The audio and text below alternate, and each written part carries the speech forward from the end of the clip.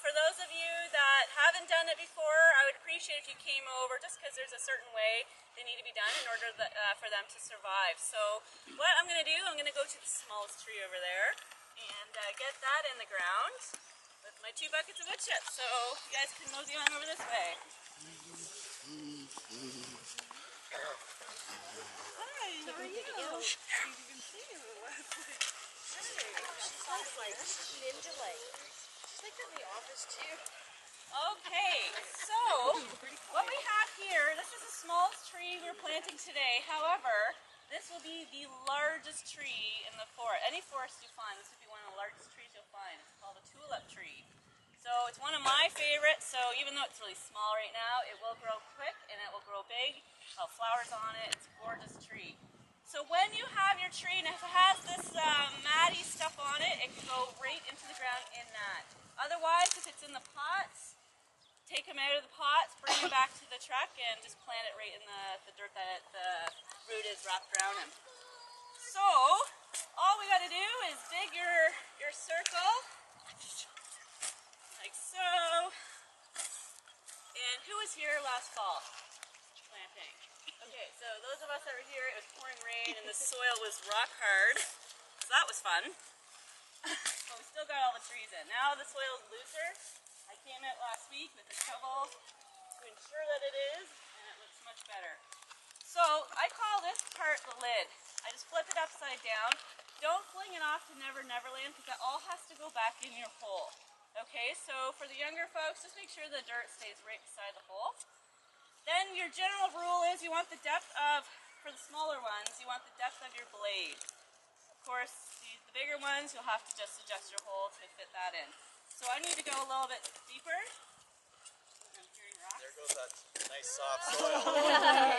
You found the that theory about clay and water and rain, I'm not sure. I think it's got a bad spot. It's not like this used to be a landfill site. What's that? It's not like this used to be a landfill site. No. So, get all that dirt around. There we go. So you want your hole, I need to do a little bit deeper, because you want the top of the tree to be level with the ground. This is slightly above it, so I do want to go deeper.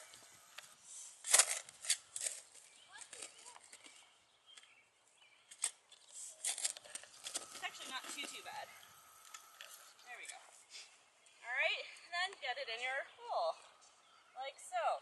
Once it's in there, you start putting in half your dirt. To break up those clumps, because we want that all, you don't want any big clumps in there. And the grass, you want to put it upside down to add back the nutrients. Oh, there's like, it's like a fire. And Toby.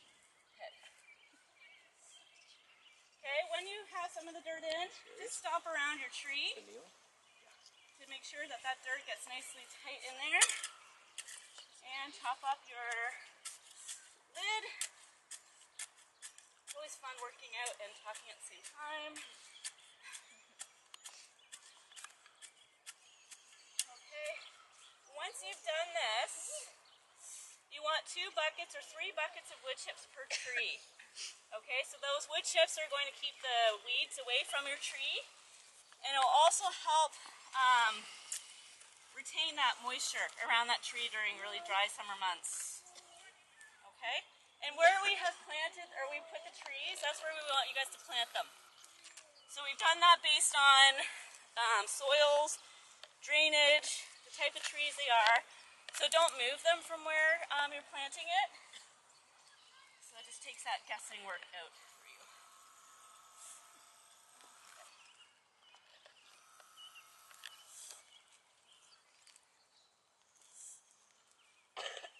Alright, so there you go. And you're going to give your tree a tug test. Thank you. If it can come out, you got to redo it. Okay, these trees have to be nicely tight into the ground. Then when we put our wood chips around your tree, you do it like so, and then you get down and you create like a donut. Okay, so this just so when it rains, that water percolates into the center of the tree and down into the roots rather than draining off.